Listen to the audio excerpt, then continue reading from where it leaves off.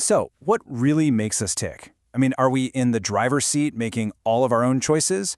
Or are there other kind of hidden forces pulling the strings? Well, today we're going to dive into some of the biggest and honestly, some of the most unsettling ideas in the history of psychology to try and figure that out.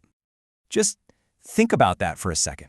That decision you made to watch this, or what you had for breakfast, how much of that was really you making a conscious choice?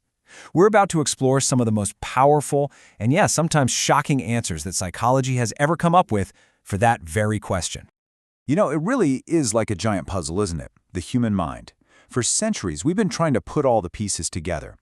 So let's take a look at some of the most groundbreaking attempts to find those missing pieces, especially the ones that are hidden deep in the shadows. All right, so our journey starts by looking inward. We're going deep inside into this vast, hidden territory that one very famous psychologist believed held the keys to, well, pretty much everything about us.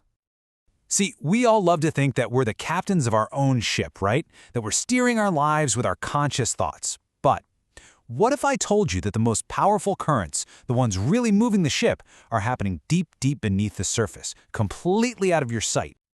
This is exactly what Sigmund Freud was getting at with his famous iceberg model. That little part we see sticking out of the water, that's our conscious mind. But the real powerhouse, the massive, gigantic part submerged underneath, is what he called the unconscious. So, according to Freud, this unconscious is like a giant storage unit for everything we've pushed away. You know, painful memories, secret desires, all those primal instincts. We're not even aware they're there, but they are constantly bubbling up, shaping our decisions, our fears, and our everyday actions. And this quote right here, it shows you just how important this was for him. He was basically saying that your true reality isn't what you think about day to day. No, the real drama is playing out in the depths of your unconscious. I mean, for its time, that idea was absolutely radical. But just as everyone was starting to look inward, a completely opposite idea came along. What if the answer isn't deep inside us at all? What if who we are is just a direct product of what happens to us from the outside world? And this brings us to a whole new school of thought called behaviorism. And these guys basically slammed the door shut on the inner world and said, nope, we're only going to look at what we can actually see and measure. For the behaviorists, trying to study feelings or thoughts was just a total waste of time. They called the mind a black box. You can't see inside it, so why bother trying? Instead, they said, let's just focus on the inputs, the things that happen in the environment, and the outputs, the actual behavior we can see. And Ivan Pavlov gave us a perfect example of this with his famous dogs. So, a dog naturally drools when it sees food, right? That's a totally natural, unlearned response. But if you ring a bell every single time you give it food, the dog starts to connect the bell with the food. And pretty soon, all you have to do is ring the bell, and the dog starts drooling. A brand new behavior has been learned or conditioned. This whole idea was taken to its most extreme and, let's be honest, controversial conclusion by the behaviorist John B. Watson. He made this incredibly bold claim that if you gave him any healthy infant, he could use conditioning to shape that child into any type of person he wanted, from a doctor to a thief. And he wasn't just talking.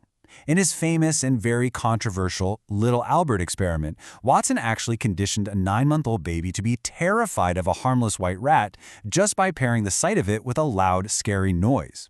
It was his way of proving that even our deepest emotions, like fear, could be learned directly from our environment.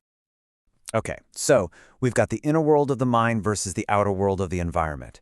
But what about the people in that outer world?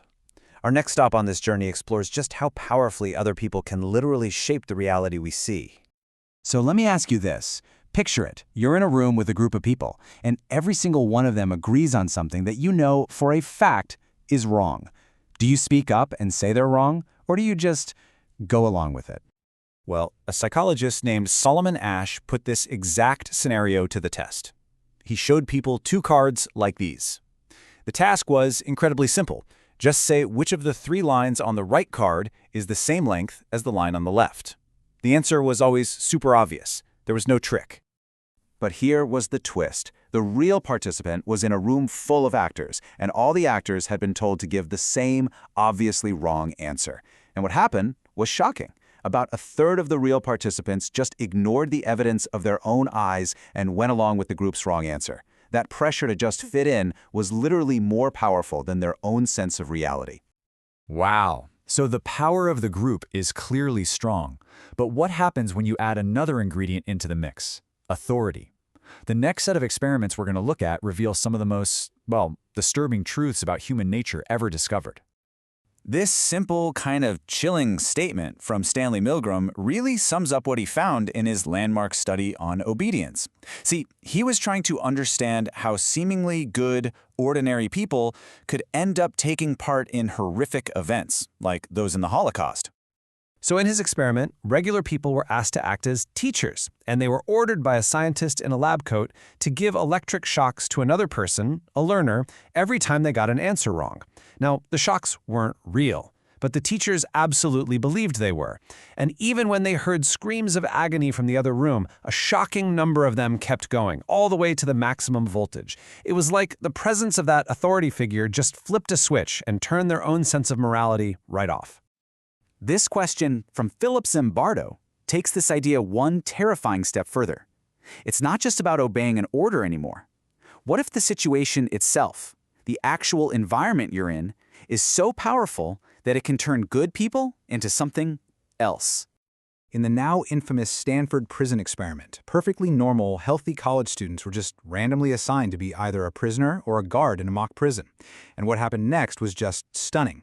In a matter of days, the guards became cruel, some even sadistic. The prisoners became passive, helpless, and emotionally distressed. The situation got so toxic, so out of control, that the 2-week experiment had to be shut down after only 6 days. It was a terrifying demonstration of how a powerful situation can completely overwhelm who we think we are. So think about the journey we've just been on. We went from the deepest, hidden drives of the unconscious mind, to the power of our environment, to the influence of our friends, all the way to the crushing weight of a bad situation. What we're left with is a really complex picture.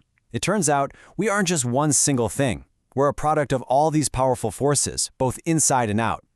And all of this leaves us with one final, really big question. If your unconscious mind, your environment, and the people around you have this much power over your actions, where does all that influence stop and the real you actually begin?